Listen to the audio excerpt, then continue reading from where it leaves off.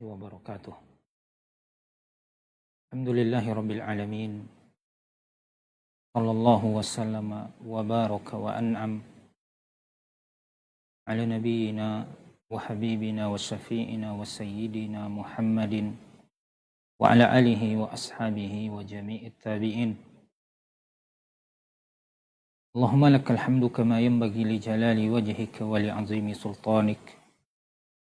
Allahumma lakal hamdu hatta tarda wa lakal hamdu idza radita wa lakal hamdu ba'da ar-ridha. Allahumma inna nas'aluka ilman nafi'a wa rizqan tayyiba wa amalan mutaqabbala. Amma ba'du, ma'asyiral muslimin, Bapak dan Ibu kaum muslimin, kaum muslimat, pemirsa Asil TV yang dirahmati oleh Allah Ta'ala. Alhamdulillah, puja dan puji hanya milik Allah. Senantiasa kita bersyukur kepada Allah Jalla Jalaluh, yang mana tidak seorang pun dari kita yang terlepas dari nikmat dan rahmat curahan kasih sayang Allah Subhanahu wa Ta'ala. Salawat yang diiringi dengan salam tidak pernah bosan kita ucapkan untuk Nabi kita tercinta, Rasul yang mulia, pemberi syafaat terbesar, kekasih Allah dan kekasih kita semua, baginda Nabi kita tercinta Muhammad bin Abdullah, salawatu Rabbi wa salamuhu alaih. Pemirsa yang dirahmati oleh Allah Ta'ala, ini merupakan pertemuan pekanan insyaAllah setiap hari Selasa di waktu duha. 1 jam ke depan saya akan membersamai pemirsa semuanya, dan pada kesempatan ini tema kita adalah tentang ketakwaan merupakan inti dari puasa. Hakikat ketakwaan merupakan tujuan utama kita berpuasa. Banyak di antara kaum muslimin yang mengira bahwasanya puasa hanyalah sekedar menahan untuk tidak makan, tidak minum, tidak berjima, dan tidak melakukan pembatal-pembatal puasa lainnya di siang hari Ramadan. Dari terbit fajar sampai terbenam matahari. Namun puasa yang Allah sebutkan di dalam Al-Quranul Karim,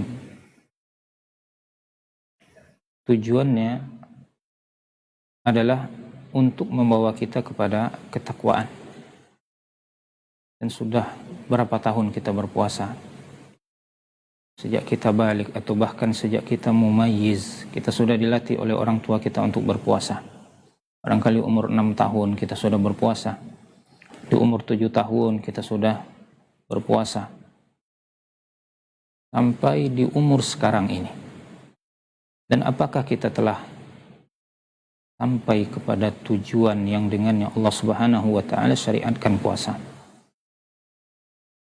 Setiap hari kita mendengar di bulan-bulan Ramadan ini, atau sering di hari-harinya kita mendengar para mubalik, para asatidz, dan para penceramah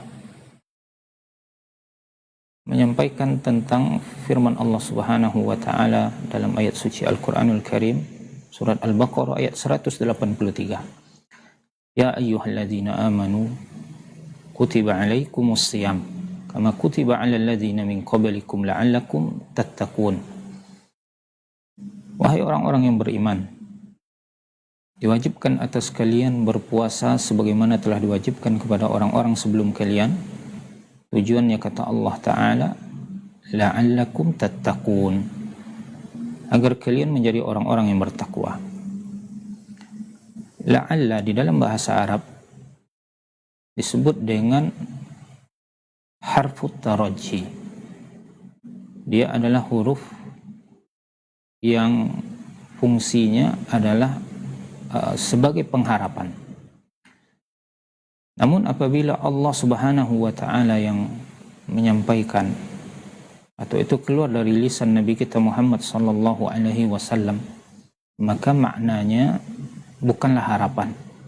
Namun kata para ulama tafsir, la'alla yang ada dalam Al-Qur'anul Karim yang dia merupakan firman Allah Subhanahu wa taala. Begitu juga sabda Nabi sallallahu alaihi wasallam, Allah yang menyampaikannya atau Nabi yang mengatakannya, maka maknanya adalah litahqiq. Artinya dia adalah untuk menegaskan kebenaran. Bukan berarti bahwasanya puasa itu bisa jadi membawa ketakwaan, bisa juga tidak. Bisa iya, bisa enggak. Bukan itu maknanya. Namun maknanya adalah benar-benar puasa itu bisa membawa kepada ketakwaan.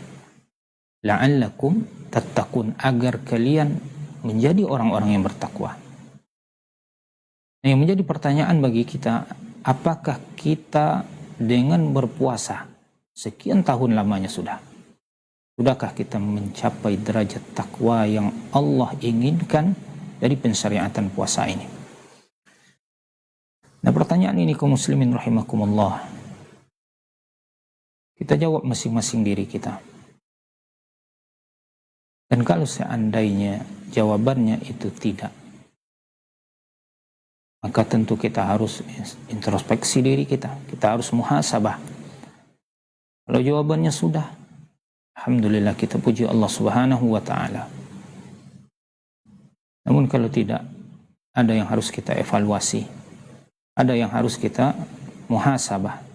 Jangan-jangan puasa saya selama ini hanya sekedar menahan tidak makan, tidak minum, tidak berhubungan badan di siang hari Ramadan. Namun yang lain-lainnya, saya jadikan hari-hari puasa saya sama dengan hari-hari ketika saya tidak berpuasa. Maka barangkali ini penyebabnya. Bukankah baginda Nabi kita sallallahu alaihi wasallam mengatakan, rubba sha'imin laisa lahu min siyamihi illa al-ju' wal 'atash.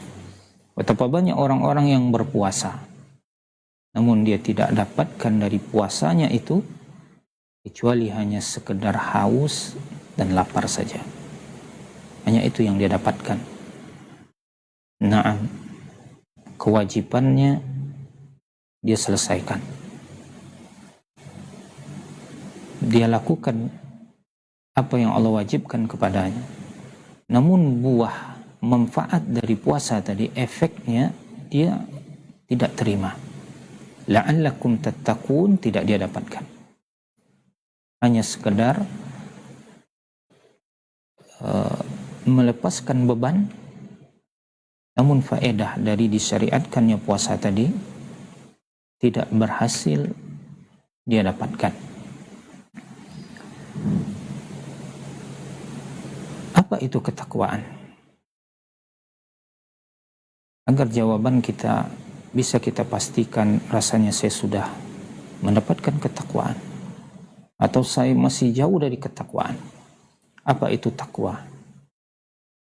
Takwa kaum muslimin yang dirahmati oleh Allah Ta'ala, asalnya dia adalah benteng atau kehati-hatian.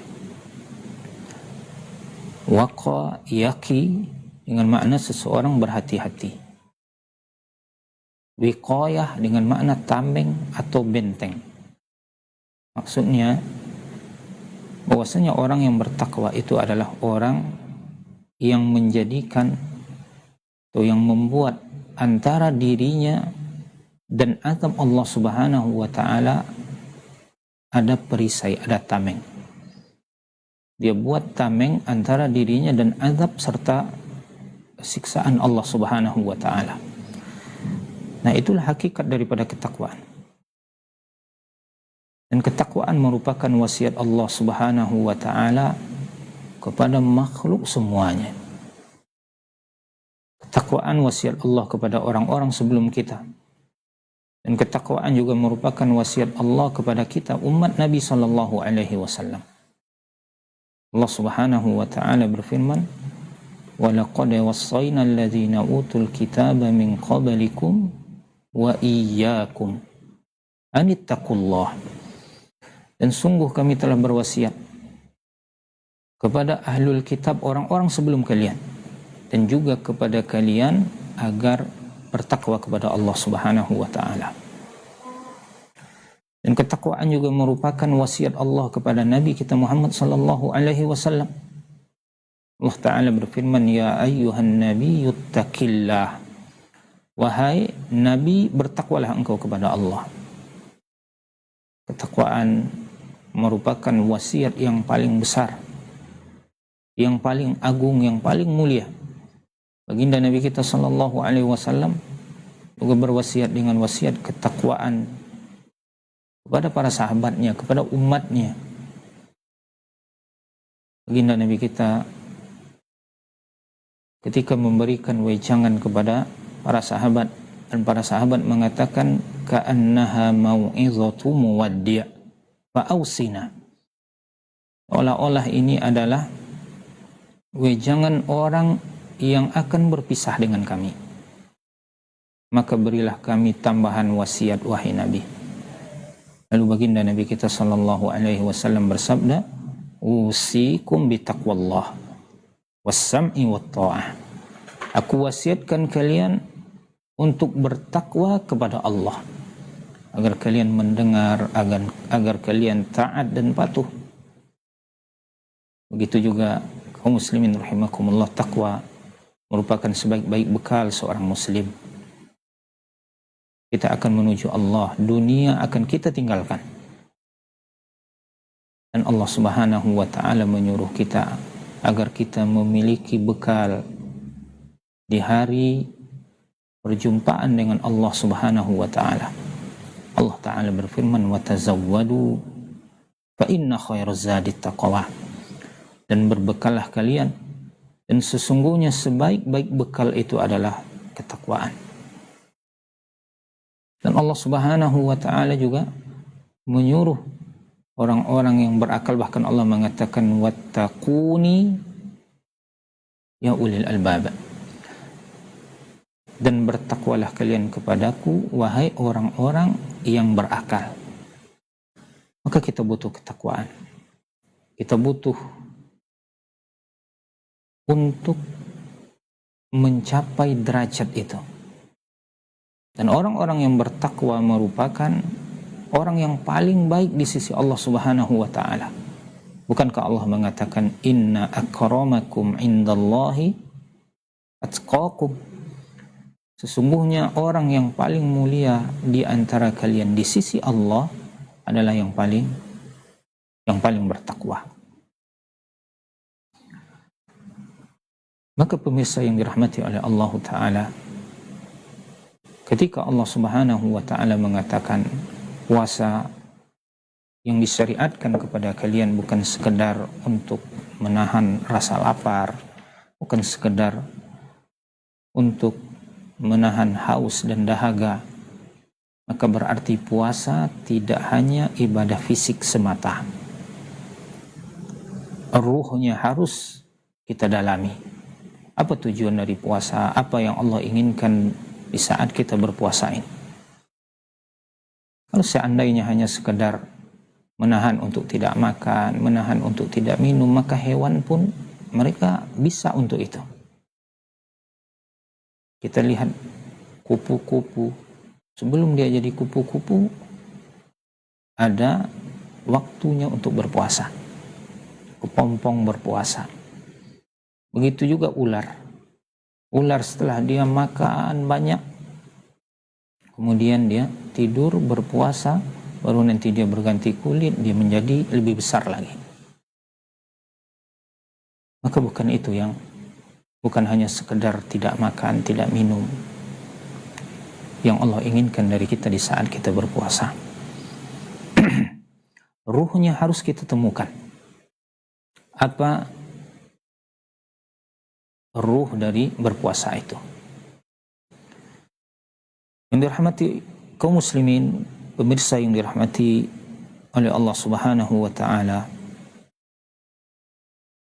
orang-orang yang bertakwa adalah orang-orang yang amat beruntung. Barangkali ada di antara kita yang mengatakan, saya berat untuk menjadi orang yang bertakwa. Karena berarti orang yang bertakwa nanti dia tidak bisa begini, tidak bisa begitu. Akhirnya dia takut untuk mencapai derajat takwa itu. Kalau kita mengetahui apa yang Allah janjikan untuk orang-orang yang bertakwa, maka tidak seorang pun dari manusia ini yang ingin melepaskan derajat atau yang tidak ada di antara kita yang tidak ingin menjadi orang yang bertakwa. Bukankah Allah Subhanahu wa taala mencintai orang-orang yang bertakwa? Allah Subhanahu wa taala berfirman, "Innallaha yuhibbul muttaqin." Sesungguhnya Allah mencintai orang-orang yang bertakwa. Begitu juga Allah Subhanahu wa taala berjanji untuk orang-orang yang bertakwa, "Wa man yattaqillaha yaj'al lahu makhraja." Dan siapa yang bertakwa kepada Allah, maka Allah Subhanahu wa taala akan berikan solusi, jalan keluar dari masalah dan problem yang dia hadapi.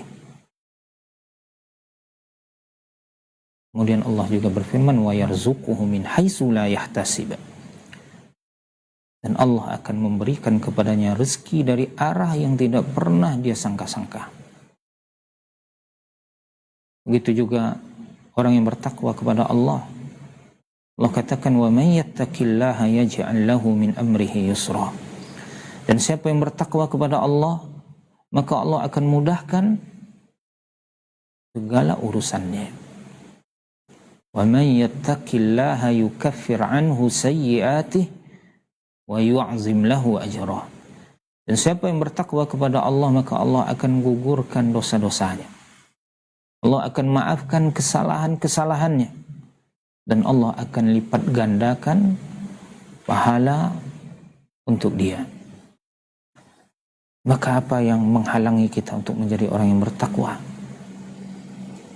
Apa yang membuat kita takut dan cemas untuk menjadi orang yang bertakwa kepada Allah Subhanahu wa taala? Bukankah kita butuh solusi dari permasalahan yang kita hadapi? Kita memiliki banyak masalah kaum muslimin. Terkadang permasalahan dengan di keluarga kita, mungkin dengan istri, dengan anak-anak. Terkadang masalah mungkin dengan karib kerabat, dengan saudara. Terkadang masalah mungkin dengan tetangga, dengan teman-teman, dengan rekan kerja dan yang lainnya. Dan Allah Subhanahu wa taala berjanji untuk orang yang bertakwa, yaj'al lahu makhraja. Allah akan berikan kepadanya jalan keluar. Kesempitan, masalah, problem yang dia hadapi, maka itu akan ada jalan keluarnya. Allah akan berikan kepada dia. Dan itu janji Allah Subhanahu wa taala. Dan Allah Subhanahu wa taala akan luaskan rezekinya. Allah akan berikan kepadanya rezeki dari arah yang tidak pernah dia duga-duga. Semua kita menginginkan hal tersebut. Dan begitu juga Allah Subhanahu wa taala akan mudahkan urusan orang-orang yang bertakwa. Yaj'al lahu min amrihi yusra. Mungkin dalam masalah perniagaannya, mungkin hutang-hutangnya, atau apapun urusan dia, maka Allah mudahkan. Kemudian hal yang sangat penting sekali, yang mana Allah mengatakan, "Wa may yattaqillaha yukaffir anhu sayyi'atihi wa yu'zim lahu ajrah." Dan siapa yang bertakwa kepada Allah, maka Allah akan gugurkan kesalahan-kesalahannya. Allah akan memaafkan dosa-dosanya. Dan Allah Subhanahu wa taala akan lipat gandakan pahalanya. Di saat ruh kita meninggalkan jasad, sebelum kita meninggalkan dunia ini, tidak akan ada yang diinginkan oleh seseorang, tidak ada cita-cita yang lebih besar dibandingkan dua hal ini. Diampuni dosa-dosa, dimaafkan segala kesalahan oleh Allah Subhanahu wa taala,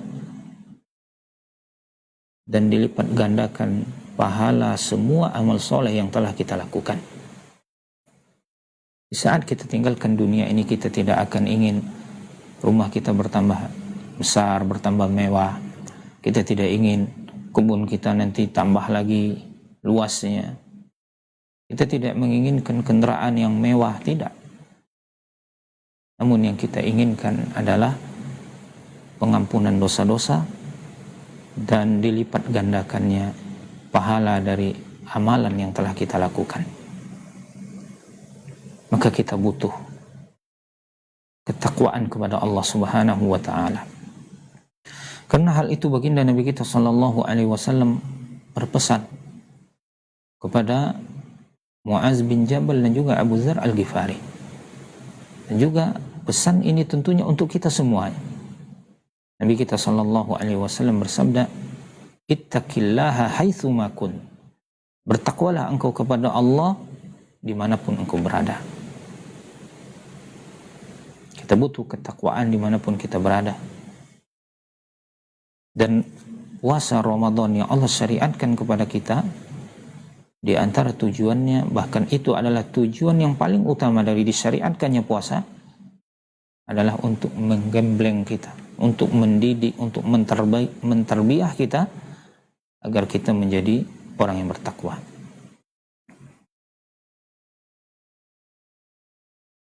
Ibaratnya Ramadan adalah sekolah, madrasah. Dan outputnya, lulus dari madrasah Ramadan ini, apa yang didapatkan?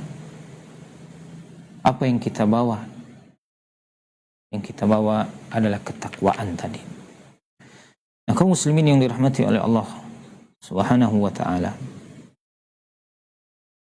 kita juga bisa mengibaratkan ketakwaan ini ibarat seseorang yang dia berjalan di malam hari, atau seorang sopir yang dia membawa mobil di malam hari yang gelap gulita, dan jalannya itu di tepi tebing, kiri kanannya jurang, tebing. Maka bagaimana kira-kira sopir ketika dia membawa mobil di jalan yang di pinggir jurang di malam hari yang gelap gulita, kemudian kita katakan jalannya pun tidak terlalu bagus, dia pasti akan berhati-hati. Dia akan berhati-hati. Itulah ketakwaan.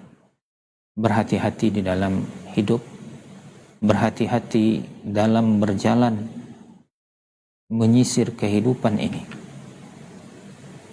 Dan dalam ketakwaan kita butuh rasa takut kepada Allah Subhanahu wa ta'ala, kita butuh pengharapan.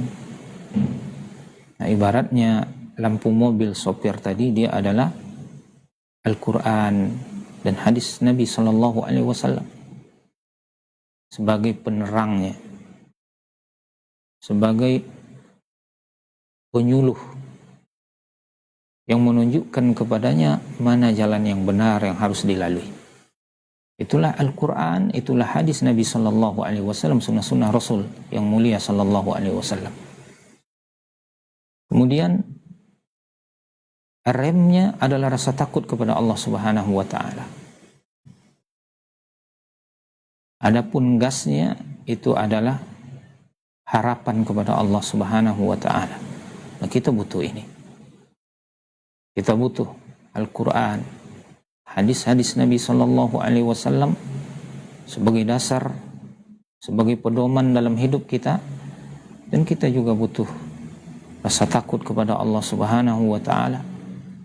Kita juga butuh rasa pengharapan kepada Allah Subhanahu wa ta'ala. Takut terjatuh kepada dosa dan maksiat. Takut dengan siksa dan azab Allah Subhanahu wa ta'ala. Dan kita berharap agar Allah Subhanahu wa ta'ala merahmati kita, agar Allah Subhanahu wa ta'ala meliputi kita dengan kasih sayangnya. Allah berikan kepada kita kebaikan-kebaikan yang berlimpah. Allah maafkan segala dosa dan kesalahan kita. Ini adalah harapan. Nah, kaum muslimin rahimakumullah, apa korelasi atau hubungan antara puasa dengan ketakwaan? apa hubungan antara puasa dengan ketakwaan.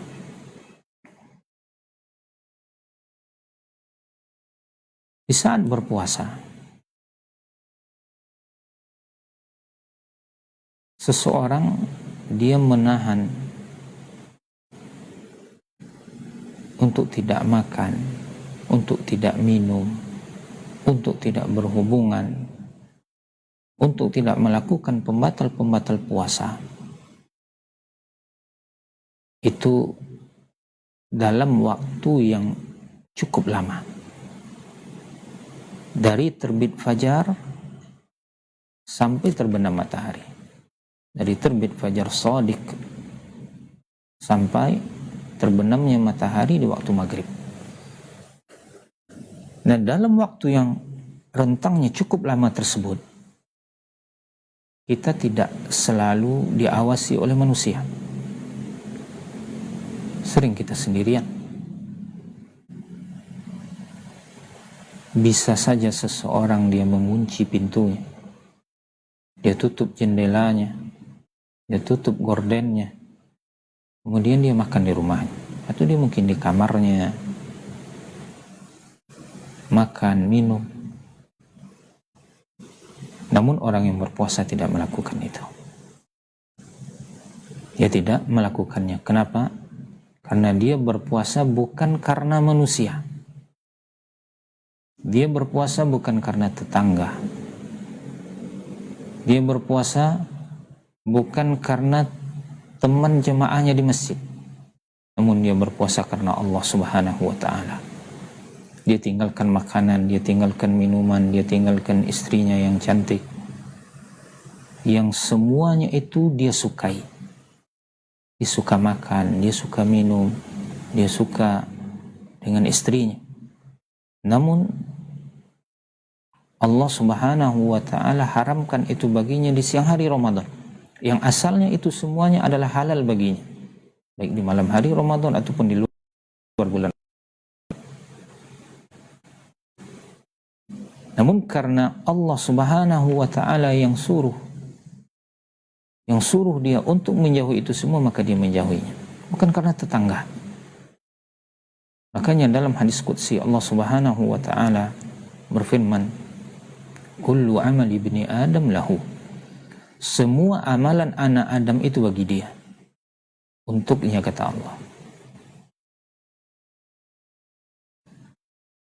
Salat untuk kita, zakat untuk kita, haji umrah untuk kita. Allah sandarkan semua amalan itu kepada kita. Kullu amali ibni Adam lahu. Semua amalan manusia itu untuk dia. Kemudian dalam riwayat yang lain disebutkan kullu amali ibni Adam yudha'af. Semua amalan anak Adam itu dilipat gandakan. Al-hasanatu bi'ashri amthaliha. Satu kebaikan akan dilipat gandakan menjadi 10 kebaikan. Ila 700 di'fin. Sampai 700 kali lipat. Salat yang kita lakukan akan dibalas oleh Allah Subhanahu wa ta'ala dari 10 kali lipat sampai 700 kali lipat. Begitu juga dengan sedekah, dengan haji, dengan umrah yang dilakukan, dan amalan-amalan lain. Lalu Allah mengatakan illa shaum, kecuali puasa. Puasa dia di luar dari ketentuan tadi. Dia tidak dilipat gandakan 10 sampai 700 kali lipat, tidak. Allah mengatakan fa innahu li wa ana ajzi bih. Maka puasa itu adalah untukku. Nah, lihat di sini Allah Ta'ala mengatakan tadi kullu amali ibni Adam lahu. Semua amalan anak Adam untuk dia. Namun ketika puasa illa shaum fa innahu li wa ana ajzi bih. Kecuali puasa, maka puasa itu untukku dan aku sendiri yang akan memberikan balasan untuk orang yang berpuasa. Allah simpan pahala dan balasan untuk orang yang berpuasa. Makanya dalam hadis lain Nabi kita sallallahu alaihi wasallam bersabda bahwasanya lis-shaimi farhatani. yafrahuhuma. Orang yang berpuasa itu memiliki dua kegembiraan. Yang dia bergembira, dia bersuka cita dengannya. Yaitu yang pertama, farhatun inda fitrihi. Dan yang kedua, wa farhatun inda liqa'i rabbih. Satu kegembiraan ketika dia berbuka, ketika beridul fitri. Dan kegembiraan yang lain ketika dia bertemu nanti dengan Rabb-Nya. Kenapa dia bergembira dengan puasanya di saat dia bertemu dengan Allah Subhanahu wa taala? Tidak lain dan tidak bukan adalah karena pahala puasa yang dia dapatkan itu besar di sisi Allah, melebihi limit 700 kali lipat. Kenapa demikian kaum muslimin rahimakumullah? Allah Subhanahu wa taala jelaskan, taraka ta'amahu wa syarabahu wa syahwatahu min ajli. Karena orang yang berpuasa itu dia tinggalkan makanannya, dia tinggalkan minumannya, dia tinggalkan syahwatnya gara-gara aku, kata Allah. Bukan gara-gara manusia. Ibaratnya kita bisa mengatakan bahwasanya puasa adalah satu-satunya ibadah yang tidak bisa kita pamerkan kepada orang lain. Salat bisa kita pamerkan di hadapan orang lain. Kita bisa pura-pura salat di hadapan orang. Begitu juga dengan bacaan Al-Quran. Dimasuki oleh sifat riya, itu potensinya sangat besar ibadah yang lain. Beda dengan puasa, maka dia amat dekat dengan keikhlasan dan jauh dari riya, dari sum'ah. Karena tidak seorang pun dari kita yang bisa menjamin seseorang itu dia benar-benar puasa atau tidak. Tidak bisa kita jamin seseorang. Oh, saya bisa jamin ini, orang ini dia puasa 100%. Apa buktinya? Bagaimana kita bisa menjamin? Jangan-jangan dia ketika berwudu di saat kumur-kumur, air yang telah dia masukkan ke mulutnya mungkin setengah yang dia buang, setengah lagi dia telan. Tidak seorang pun dari kita yang bisa menjamin seseorang itu dia puasa. Begitu juga orang yang keluar barangkali dari rumahnya dalam keadaan lemas, letih, capek kelihatan. Bibirnya kering, kemudian gara-gara kita lihat bibirnya kering, kemudian kita katakan, oh ini pasti puasa 100%. Bisa jadi dia ngelap bibirnya sebelum dia keluar.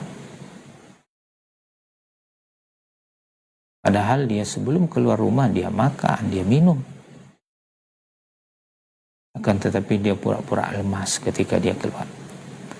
Nah, kaum muslimin rahimakumullah, puasa yang amat dekat dengan keikhlasan, yang dia jauh dari sifat riya, inilah yang bisa membawa kepada ketakwaan tadi. Makanya Allah Subhanahu wa taala mengatakan, kutiba alaikumus siyam kama kutiba 'alal ladzina min qablikum la'allakum tattaqun. Puasa yang diwajibkan kepada kalian sebagaimana yang telah diwajibkan kepada orang-orang sebelum kalian, agar kalian menjadi orang yang bertakwa. Namun pertanyaannya barangkali, kenapa saya sudah berpuasa, saya tidak makan, tidak minum, tidak berhubungan, tidak melakukan pembatal puasa, kan tetapi kenapa belum sampai kepada derajat takwa? Belum sampai kepada derajat yang mendapatkan apa-apa yang disebutkan tadi, yang kita bacakan ayat-ayat Allah, mendapatkan janji-janji kebaikan dari Allah, diberikan makhraja, solusi, jalan keluar dari segala permasalahan. Wa yarzuquhu min haitsu la yahtasib. Kemudian yaj'al lahu min amrihi yusra, dimudahkan segala urusannya, diberikan rezeki dari arah yang tidak pernah dia duga-duga. Kenapa saya tidak merasakan itu? Nah, barangkali kaum muslimin rahimakumullah, puasa kita bercampur dengan perbuatan-perbuatan dosa yang banyak. Kita bergelimang dengan dosa di bulan Ramadan. Kita berusaha berhenti dari apa-apa yang Allah halalkan untuk kita sebelum Ramadan. Terus selain di siang Ramadan itu Allah halalkan. Namun di siang Ramadan itu menjadi haram, lalu kita menjauhinya. Kita tinggalkan itu. Akan tetapi kita tetap berkutat dalam hal-hal yang Allah haramkan di luar Ramadan dan juga Allah haramkan dia di dalam bulan Ramadan. Allah haramkan kepada kita dusta di luar Ramadan dan di dalam bulan Ramadan. Allah haramkan bagi kita ghibah, menggunjing orang lain. Allah haramkan bagi kita namimah di sepanjang waktu, mengadu domba orang. Allah haramkan ini setiap saat. Tidak hanya di bulan Ramadan. Di luar bulan Ramadan Allah juga haramkan ini untuk kita. Namun makan dan minum ini hanya diharamkan oleh Allah Subhanahu wa taala di saat kita berpuasa saja. Bahkan di saat berbuka, orang yang paling dicintai oleh Allah Subhanahu wa taala adalah yang paling menyegerakan berbuka. Yang paling bersegera ketika dia berbuka.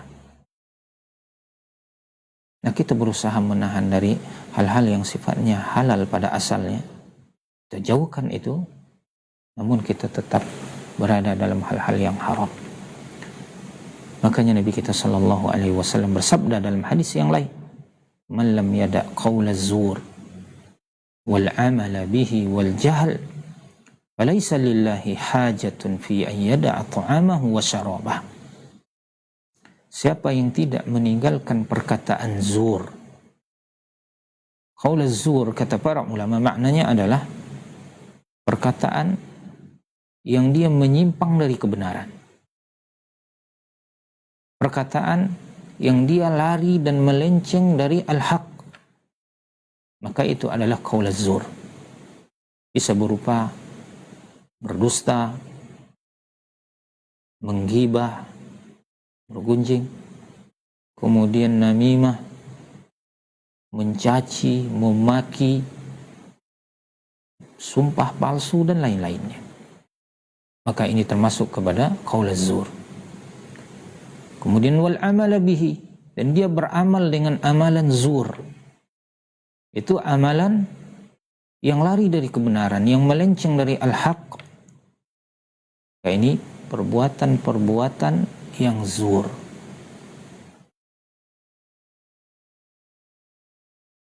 Dia tetap mengambil harta orang lain di saat dia berpuasa. Dia mungkin berkelahi di siang hari Ramadan. Dia meladeni umpatan-umpatan orang lain. Atau ya seseorang yang melakukan perbuatan-perbuatan dosa. Dia tetap bermuamalah dengan muamalah riba. Dia makan harta orang lain secara batil.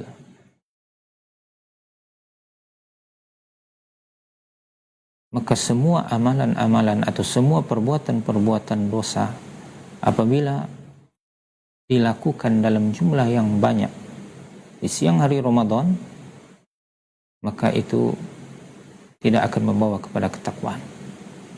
Namun jatuh seseorang dalam satu kesalahan, dua kesalahan, kemudian dia istighfar kepada Allah, dia kembali bertobat kepada Allah, maka Allah akan mengampuninya. Dan kalau seandainya dia melakukan kesalahan yang berhubungan dengan hak-hak orang lain, kemudian dia sadar, maka minta maaf kepada orang tersebut. Atau minta dihalalkan atau dikembalikan hak orang tersebut. Minta dikembalikan. Karena apa? Karena dia berada di bulan Ramadan. Karena dia berhati-hati, dia bertakwa kepada Allah Subhanahu wa taala. Bisa jadi dengan perbuatan, dengan perkataanku yang seperti ini, hapus semuanya pahala puasaku. Jangan-jangan karena ucapanku yang salah ini, karena perbuatanku yang lari dari kebenaran ini,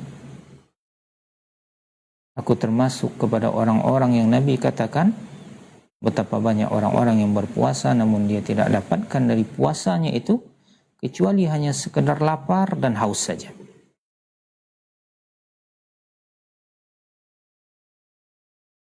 Nah, kaum muslimin rahimakumullah,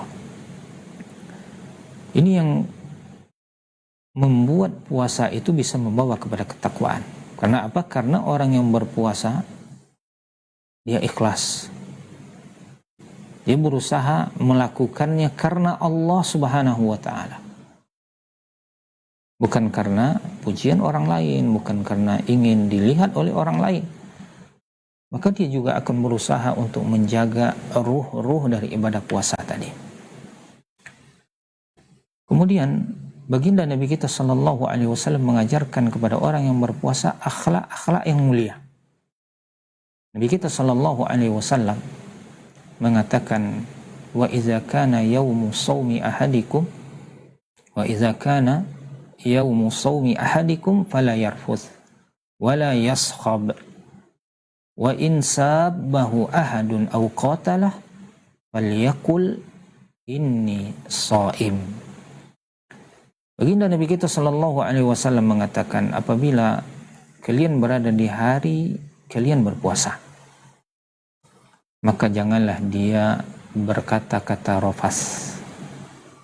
Dan rafas ini sebenarnya dia adalah kalimatun jami'ah likulli ma yuriduhu ar-rajulu min imra'atihi.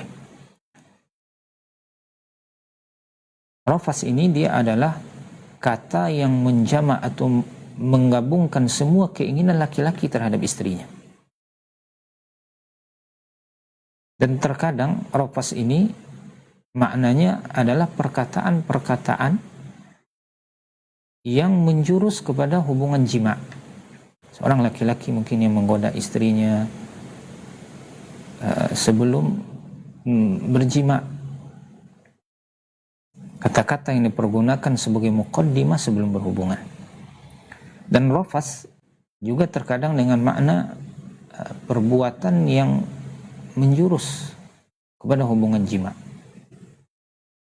cumbuan dan yang sejenis. Bahkan rafas itu juga dimaknai dengan jima itu sendiri. Allah Subhanahu wa taala berfirman, "Uhilla lakum lailatas shiyam ar-rafatsu ila nisaikum." Dihalalkan bagi kalian di malam-malam puasa. Nah, ar-rafats di situ maknanya adalah berjima atau berhubungan badan dengan istri-istri kalian. Namun di dalam hadis tadi, para ulama mengatakan, idza kana yaumu shaumi ahadikum fala yarfuth. Apabila kalian berada di hari kalian berpuasa, maka janganlah berkata-kata jorok.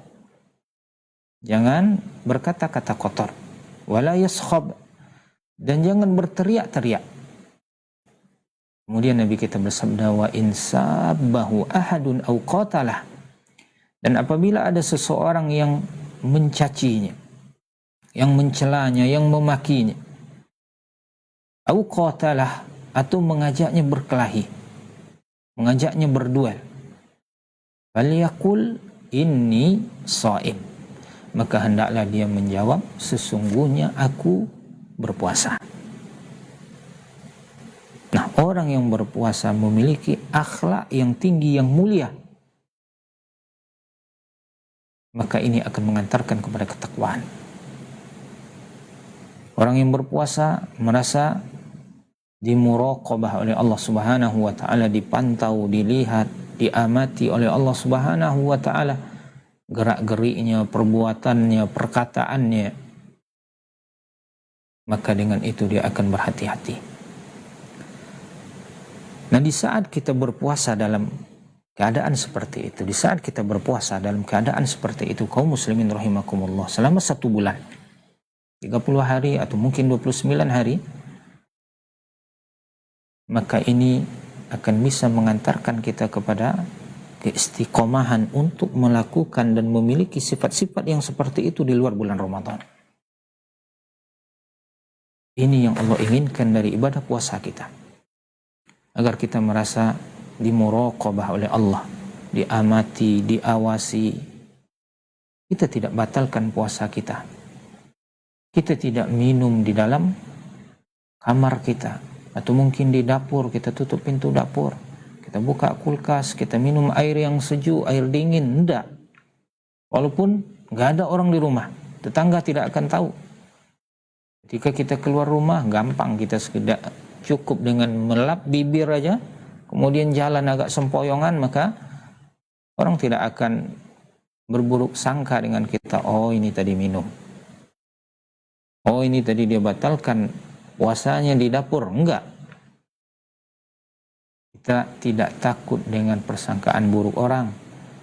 Kita tidak takut dengan celaan orang.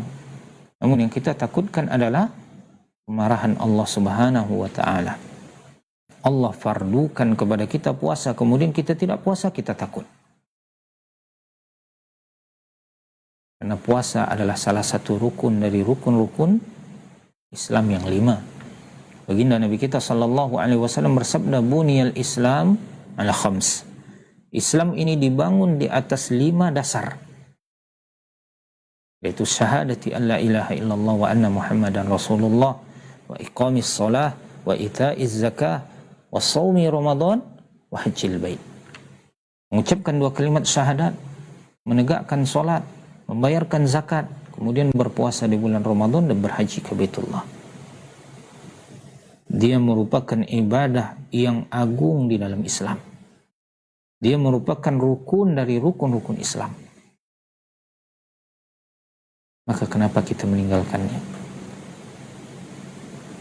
Kita tidak meninggalkan puasa. Kenapa? Walaupun banyak peluang untuk menipu manusia agar kita tidak berpuasa, namun kita tidak melakukan itu karena kita yakin Allah Subhanahu wa taala melihat, memantau, mengawasi kita. Nah, karena itu kaum muslimin rahimakumullah, puasa tadi bisa mengantarkan kepada ketakwaan. Sebagaimana yang kita sampaikan tadi, Ramadan dia adalah madrasah. Dia adalah sekolah. Kita ditarbiyah, kita dididik di sini. Tujuannya agar nanti ini menjadi kebiasaan bagi kita.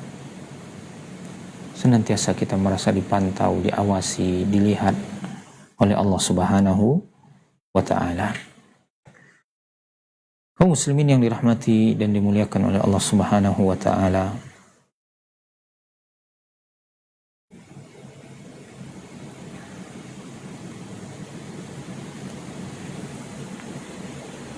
dan kalau kita lihat dari sisi spiritual juga, orang yang berada dalam kondisi lemah, perut yang merasakan lapar, kemudian kerongkongan yang merasa dahaga dan haus, maka sifat ini bisa melembutkan hati seseorang dan membuat dia jauh dari sifat congkak dan sombong. Adapun orang-orang yang perutnya sering full, kenyang, maka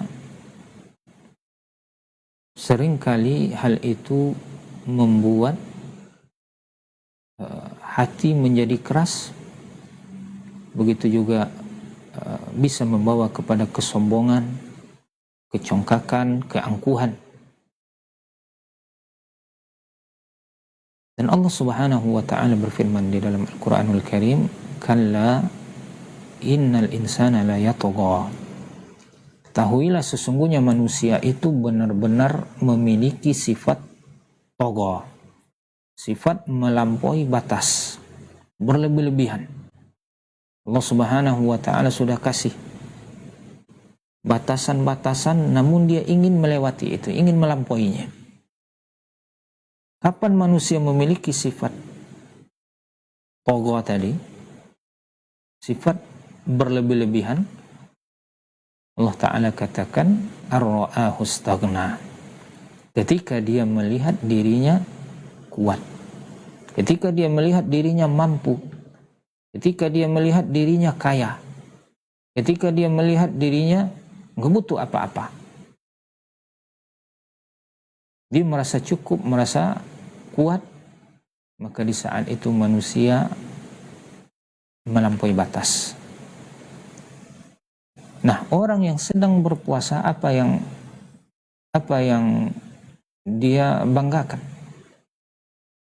Apa yang akan dia sombongkan? Badannya lemas. Dia merasa letih, merasa capek. Dia kehausan. Jangankan itu, terkadang bau mulut orang yang berpuasa itu menyebabkan lawan bicaranya agak lari, agak menghindar dari dia. Nah, sehingga orang yang berpuasa pun terkadang dia tahan-tahan ketika berbicara. Namun bau mulut orang yang berpuasa di sisi Allah, kata Nabi kita sallallahu alaihi wasallam, "Wallazi nafsu Muhammadin biyadihi la khulufu famis shaim atyabu 'indallahi min rihil misk." Demi zat yang jiwa Muhammad berada di tangannya, yaitu Allah Subhanahu wa taala. Karena jiwa Nabi kita Muhammad sallallahu alaihi wasallam dan jiwa-jiwa makhluk semuanya berada di tangan Allah. Demi zat yang jiwa Muhammad berada di tangannya, sungguh bau mulut orang yang berpuasa lebih wangi di sisi Allah daripada wanginya minyak misik. Minyak kasturi, minyak yang paling wangi di dunia ini. Sungguh bau mulut orang yang berpuasa lebih wangi. Namun kita yang merasakan ketika di dunia ini, kaum muslimin rahimakumullah, terkadang kita tidak banyak berbicara dengan orang lain. Nah, apa yang akan disombongkan, apa yang akan diangkuhkan, apa yang akan membuat kita congkak? Maka ibadah puasa bisa melatih diri kita dan kita bisa mengetahui tentang hakikat diri kita ini siapa sebenarnya. Allah Subhanahu wa ta'ala ciptakan kita dalam keadaan lemah. Dan kita butuh dengan Allah Subhanahu wa ta'ala. Kita butuh dengan nikmat Allah. Kita butuh dengan rahmat Allah. Kita butuh dengan makhluk-makhluk Allah yang lain. Bukankah makanan, minuman itu adalah makhluk Allah? Pernahkah kita memperhatikan air yang kita minum selama ini? Afara'aitumul ma'a alladhi tashrabun a antum anzaltumuhu minal muzni am nahnul munzilun, kata Allah. Pernahkah kalian memperhatikan air yang kalian minum?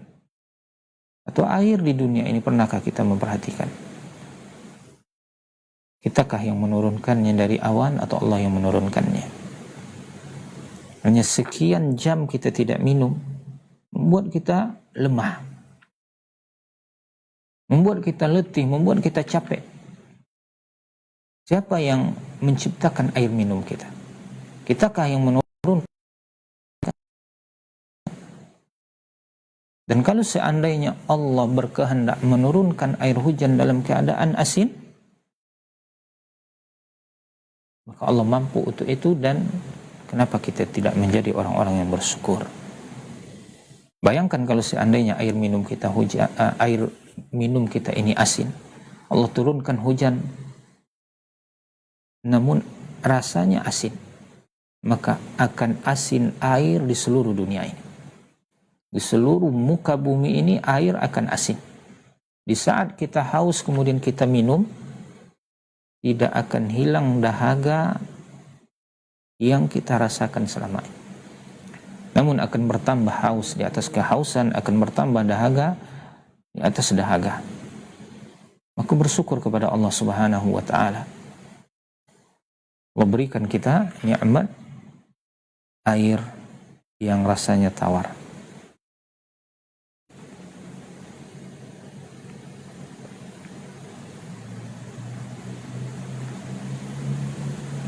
Kaum muslimin rahimakumullah, barangkali karena waktu kita yang terbatas, intinya bahwasanya puasa yang Allah syariatkan kepada kita tujuannya adalah agar kita menjadi orang yang bertakwa, bukan hanya sekedar kita untuk menahan, untuk tidak makan, untuk tidak minum. Dengan sampai kita berpuasa iya, maksiat juga jalan terus. Namun hendaklah puasa ini bisa menahan kita, bisa menjadi rem bagi kita dari dosa dan maksiat. Sama dengan ibadah sholat. Ibadah sholat kita ketahui bahwasanya Allah mengatakan innas sholata tanha anil fahsya'i wal munkar. Sesungguhnya sholat itu bisa mencegah dari perbuatan keji dan mungkar. Namun betapa banyak orang yang sholat, akan tetapi kekejian dan kemungkaran terus dia lakukan. Maka harus kita tanyakan bagaimana selama ini dengan sholat saya. Barangkali kita hanya mendapatkan casingnya saja. Kita berdiri takbiratul ihram sampai salam, gerakannya ada, bacaannya ada, tapi intinya tidak kita dapatkan. Tidak mendapatkan kekhusyuan dalam sholat. Sehingga dampak positif dari sholat itu tidak dirasakan. Dan begitu juga dengan puasa, barangkali cangkang luarnya didapatkan, tidak makan, tidak minum, tidak jima. Dari kapan? Dari terbit fajar shadiq sampai terbenam matahari. Namun intinya hilang. Intinya tidak dia dapatkan. Karena apa? Karena tidak menahan diri dari perbuatan-perbuatan dosa selama dia berpuasa. Dustanya jalan terus, gibahnya tetap lancar. Bahkan terkadang sebagian orang di bulan Ramadan, dia gibahnya malah makin meningkat. Di luar bulan Ramadan gibahnya umpamanya satu hari cuma dua kali. Dan selama Ramadan, atau di hari-hari Ramadan, gibahnya dalam sehari jadi 5 kali. Banyak yang diceritakan karena nggak ada kerjaan, ya ngobrol aja, cerita aja. Biasanya gibah sehari mungkin hanya sekali, 2 kali karena sibuk dia kerja. Nah, ini karena nggak ada kerjaan bulan Ramadan, ya malas-malasan, karena puasa dan lain-lain, akhirnya kerjaannya ngobrol, namun obrolannya menggibah orang lain. Biasanya 2 kali dalam sehari, sekarang 5 kali dalam sehari. Nah, bagaimana puasa itu akan berdampak positif terhadap dirinya? Bagaimana dia akan mendapatkan janji Allah Subhanahu wa taala tadi, la'allakum tattaqun, agar kalian menjadi orang yang bertakwa, hindari perbuatan-perbuatan dosa. Kemudian merasa senantiasa dipantau, dilihat, diawasi oleh Allah Subhanahu wa taala. Maka muslimin rahimakumullah, karena kita sudah berada di penghujung acara, ada beberapa pertanyaan yang masuk.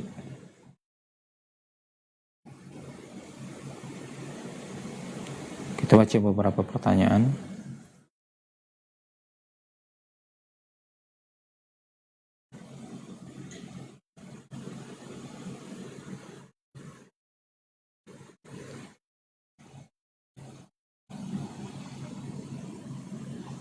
Assalamualaikum Ustaz, saya di Sekadau, Kalimantan Barat. Mau bertanya, apakah boleh sholat tarawih di rumah? Karena sholat di masjid agak cepat, tidak mampu ikut berjamaah. Ya, kaum muslimin yang dirahmati oleh Allah Ta'ala, sholat tarawih dia boleh dilakukan di rumah, boleh dilakukan di masjid, boleh dilakukan berjamaah, boleh dilakukan juga sendirian. Namun dia lebih utama dilakukan secara berjamaah. Dan ini bisa kita katakan bittifaqil ulama, dengan kesepakatan para ulama bahwasanya sholat tarawih lebih utama dilakukan secara berjamaah. Berdasarkan hadis Nabi Sallallahu Alaihi Wasallam, Nabi kita bersabda, man shalla ma'al imami hatta yansarif, siapa yang sholat dia bersama imam sampai selesai, maka dituliskan baginya pahala sholat 1 malam penuh. Akan tetapi dalam kondisi-kondisi tertentu, ketika kekhusyuan tidak kita dapatkan dalam sholat itu, dan kekhusyuan merupakan inti utama dari sholat, maka boleh kita sholat sendiri. Kita boleh sholat di rumah, tidak berjamaah. Bahkan itu lebih utama dibandingkan kita sholat berjamaah di masjid namun terlalu cepat, barangkali tumakninahnya pun tidak ada, atau umpamanya bacaannya hanya ayat-ayat surat-surat pendek saja, sementara kita memiliki hafalan beberapa juz dari ayat-ayat Al-Quranul Karim dan kita ingin memurojaahnya, kita ingin membacanya dalam sholat kita, maka kita sholat di rumah. Kita sholat di rumah atau kumpulkan anggota keluarga kita, lalu kita berjamaah bersama-sama. Mungkin anak kita ada yang ditahfiz Quran, minta dia jadi imam, atau mungkin kita jadi imam gantian dengan anak, maka ini juga baik.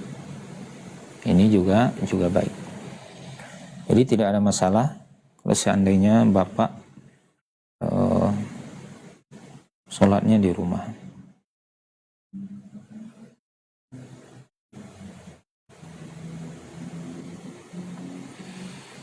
Afwan Ustaz, izin bertanya, maaf di luar tema. Apakah diperbolehkan saya mengerjakan sholat tarawih di tengah malam? Karena saya bekerja di klinik dokter umum. Pulang bekerjanya di malam hari. Syukran jazakallah khairan Ustaz atas pencerahannya, dari Bu Reni di Tangsel. Naam. Sholat tarawih dikerjakan di tengah malam boleh aja Ibu. Dia termasuk dari qiyamul lail. Sholat tarawih termasuk dari qiyamul lail. Artinya selagi dia dikerjakan setelah sholat isya sampai sebelum fajar, maka dia masih boleh karena itu adalah waktunya. Jadi waktu pengerjaan sholat tarawih adalah setelah sholat isya setelah sholat isya sampai sebelum fajar. Boleh di jam 12, umpamanya pertengahan malam atau sepertiga malam terakhir, maka itu boleh dilakukan. Namun lebih diutamakan mengerjakan sholat tarawih itu lebih diutamakan di awal-awal malam. Di awal-awal malam. Dan sholat Nabi kita Sallallahu Alaihi Wasallam di bulan Ramadan, sholat tarawihnya beliau kerjakan di awal malam. Namun sholat Nabi kita panjang. Sholat baginda Nabi kita Sallallahu Alaihi Wasallam panjang. Bahkan salah seorang sahabat mengatakan, pernah kami sholat bersama Nabi Sallallahu Alaihi Wasallam dan kami khawatir, karena saking panjangnya sholat Nabi, kami khawatir tidak mendapatkan waktu untuk makan sahur.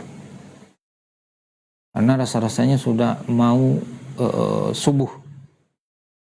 Sudah dekat, amat dekat ke subuh. Jadi dari awal malam sampai dekat ke subuh, kami khawatir tidak mendapatkan waktu untuk makan sahur, kata sahabat. Nah, jadi intinya bahwasanya boleh ibu untuk melakukan sholat atau melakukan sholat tarawih di pertengahan malam.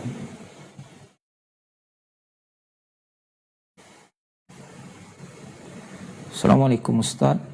Waalaikumsalam warahmatullahi. Bolehkah jam 10 malam pergi ke masjid, melakukan sholat qiyamul lail dan pulang di jam setelah ba'da sholat subuh?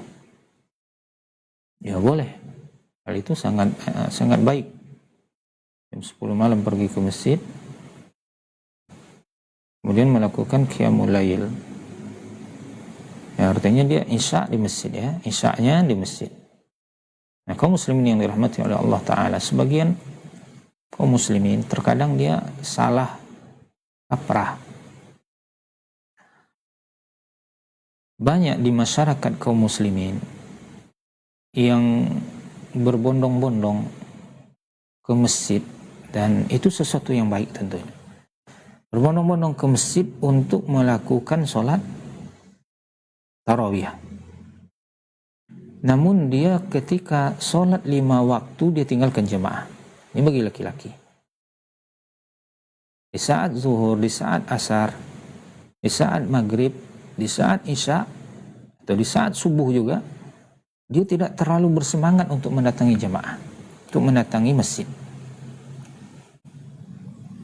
Namun ketika tarawih, berbondong-bondong rame masjid.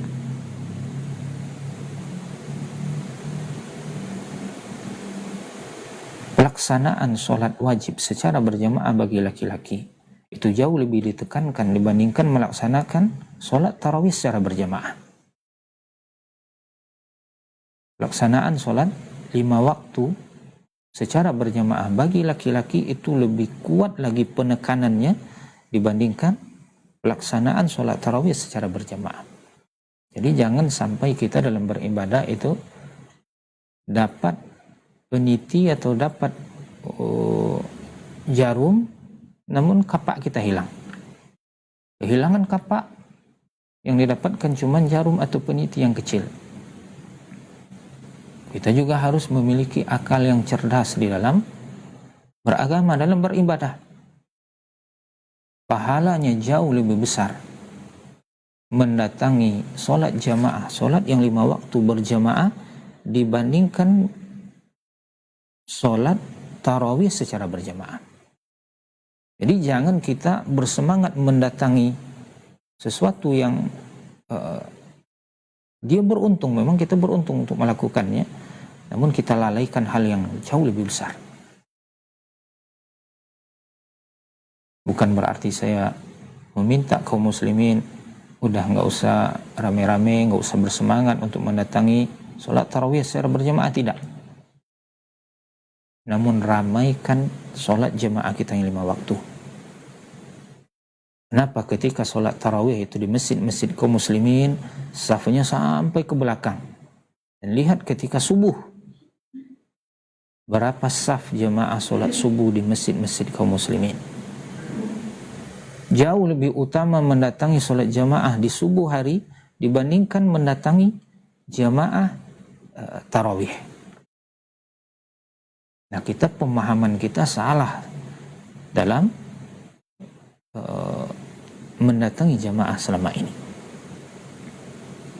Barangkali ada yang mengatakan, oh ini kan dia cuma sekali setahun. Kalau subuh mah ada tiap hari. Ya memang dia ada tiap hari, akan tetapi penekanannya tiap hari itu dikuatkan oleh Nabi. Setiap hari kita datangi jamaah sholat subuh. Setiap hari. Dari satu sisi, jumlah jamaah sholat subuh di bulan Ramadan itu lebih banyak dibandingkan jumlah sholat subuh, jamaah sholat subuh di luar bulan Ramadan. Namun dibandingkan dengan jamaah sholat tarawih masih kalah. Itu di kebanyakan masjid-masjid kaum muslimin demikian. Nah, kita kembali kepada inti pertanyaan tadi, bahwasanya bolehkah jam 10 malam pergi ke masjid, boleh melakukan sholat qiyamul lail dan pulang di jam setelah ba'da sholat subuh. Ya na'am, itu bagus. Apakah hal itu termasuk pahala i'tikaf, Ustaz? Kalau diniatkan i'tikaf, insyaallah dia mendapatkan pahalanya. Sebagian para ulama mengatakan bahwasanya i'tikaf itu minimalnya harus 1 hari atau harus 1 malam. Kalau 1 hari berarti dari fajar sampai terbenam matahari. Dari terbit fajar sampai terbenam matahari dia berdiam di masjid. Nah, kalau 1 malam berarti dari terbenam matahari sampai subuh, sampai terbit fajar dia berdiam di masjid. Ini waktu minimal menurut sebagian para ulama. Namun sebagian ulama yang lain mengatakan kalau seandainya dia berniat untuk berlama di masjid, mendekatkan diri kepada Allah Subhanahu wa taala, dia berzikir, dia baca Al-Qur'an, dia berdoa, dia bermunajat kepada Allah, atau dia salat, maka itu terhitung kepada i'tikaf di masjid. Dia berusaha untuk menahan dirinya di dalam masjid dalam rangka beribadah, mendekatkan diri kepada Allah Subhanahu wa taala, walaupun tidak sampai 1 malam atau 1 hari full, maka dia terhitung kepada i'tikaf. Intinya dalam masalah ini ada perbedaan di kalangan ulama kita. Wallahu a'lam bishawab. Sampai di sini kaum muslimin rahimakumullah, banyak maaf, semoga bermanfaat dan semoga Allah Subhanahu wa taala memberikan taufiknya kepada kita agar kita dijadikan sebagai orang-orang yang bisa berpuasa dan qiyamul lail di bulan Ramadan dengan penuh keimanan dan ihtisab, dan agar Allah Subhanahu wa taala menjadikan kita orang-orang yang bisa mencapai derajat ketakwaan setelah kita keluar atau dengan mendapatkan bulan Ramadan ini. Dan semoga Allah Subhanahu wa taala menjadikan kita hamba-hamba yang dimerdekakan dari api neraka. Banyak maaf. Wassallallahu ala nabiyyina Muhammadin wa ala alihi wa sahbihi wasallam. Subhanakallahumma wa bihamdik asyhadu an la ilaha illa anta astaghfiruka wa atubu ilaik. Assalamualaikum warahmatullahi wabarakatuh.